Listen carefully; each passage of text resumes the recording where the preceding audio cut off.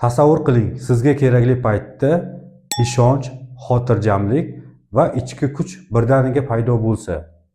Masalan, imtihon oldidan, sahnaga chiqishdan oldin yoki kerakli uchrashuvlardan oldin. Bugun biz siz bilan NLP'da kuchli texnikalardan biri hisoblangan mukammallik doirasi haqida gaplashamiz. Mukammallik doirasi qanaqa so'rovlar bilan ishlaydi? Ishonchsizlik bo'lsa yoki qo'rquv bo'lsa, misol uchun sahnaga chiqishga qo'rquv, odamlar oldida gapirishga qo'rquv bo'lsa yoki ichki resurslar yetishmasa, aynan shunaqa vaziyatlarda bu texnika insonlarga juda katta yordam beradi. Men o'zimni kuchliroq his qilmoqchiman desangiz, bu texnikamiz siz uchun. Kanalimizni qo'llab-quvvatlash maqsadida iltimos videoga like bosing va kanalimizga obuna bo'ling. Keling endi texnikamizning bosqichlari bilan tanishib chiqamiz. Texnikamizning birinchi bosqichi bu raport o'rnatish. Agar bu texnikani boshqa insonlarga qo'llaydigan bo'lsak, o'sha inson bilan ishonchli munosabat o'rnatishimiz kerak bo'ladi. O'zimizga qo'llaydigan bo'lsak ham, o'zimiz bilan raport o'rnatishimiz kerak bo'ladi. Bu qanaqa tartibda bo'ladi? Misol uchun, sekinroq nafas oling va diqqatingizni ichkariga qarating.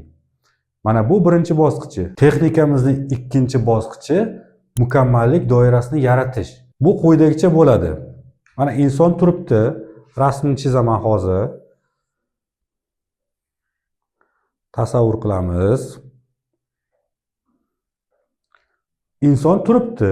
Ana endi bu bitta doirani tasavvur qilish kerak. Misol uchun doirani yerda tasavvur qiladi. Buni hammasi bizlar xayolimizda bo'ladi. Mana. Tasavvur qildik. Bu vaziyatda inson doirani ichida emas, ya'ni doirani tashqaridan, ya'ni dissotsiatsiya holatda tasavvur qilyapti. Bu juda muhim bosqich. Ana endi inson tashqaridan turib doirani vizual ko'rinishini aytib berish kerak bo'ladi. Doira qanaqa ko'rinishda? Misol uchun rangi qanaqa? Kimdir aytishi mumkin ko'k rang yoki olov rang yoki kimdir aytishi mumkin doiraning ichida nur chiqyapti deb aytishi ham mumkin. Mana bu vizual ko'rinishni aytib berdi. Ana endi audio, ya'ni doiraning ichida qanaqa ovozlar eshitilyapti? Kimdir aytishi mumkin, misol uchun yoqimli musiqa eshitilyapti va hokazo. Ya'ni audio tarafini ham bilib olishimiz kerak bo'ladi.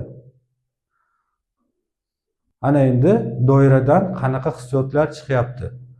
Misol uchun kimdir aytishi mumkin, doiraning ichi issiq yoki doiraning ichidan qanaqadir kuch chiqyapti.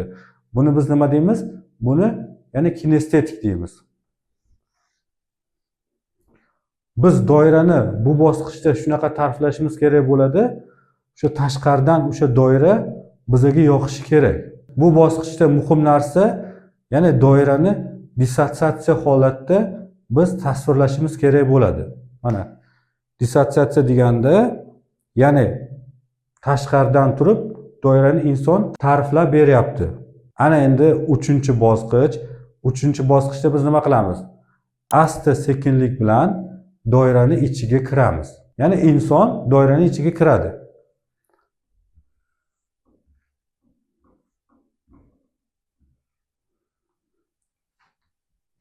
Mana doiraning ichiga kirdik.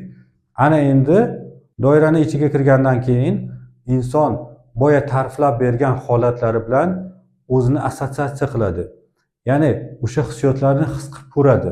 Agar bu bosqichda inson o'zini ishonchsiz his qilsa yoki resurs yetishmasa, biz yana 4-bosqichda doiradan chiqamiz.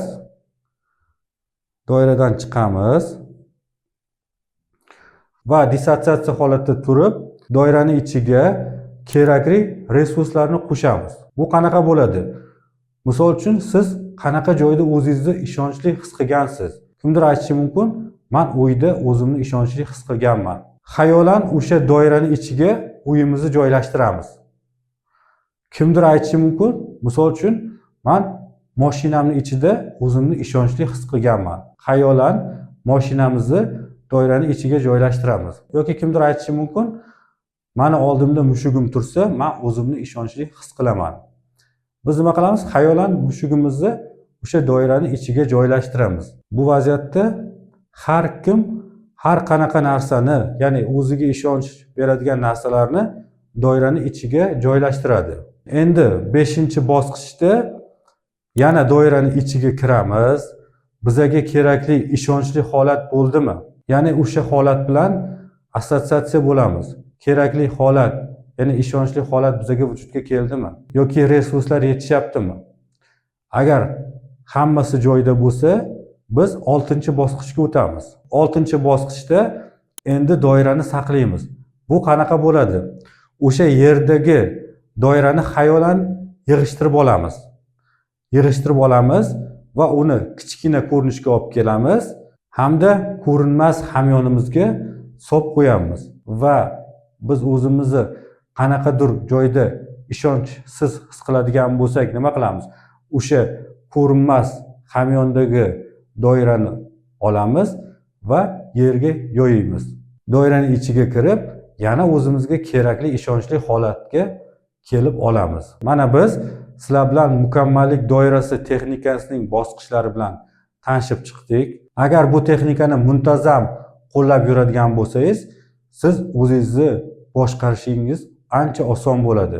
Video agar foydali bo'lsa, like bosing va kanalimizga albatta obuna bo'ling. Mavzularimiz shulardan iborat. Xayr, sog' salomat bo'ling.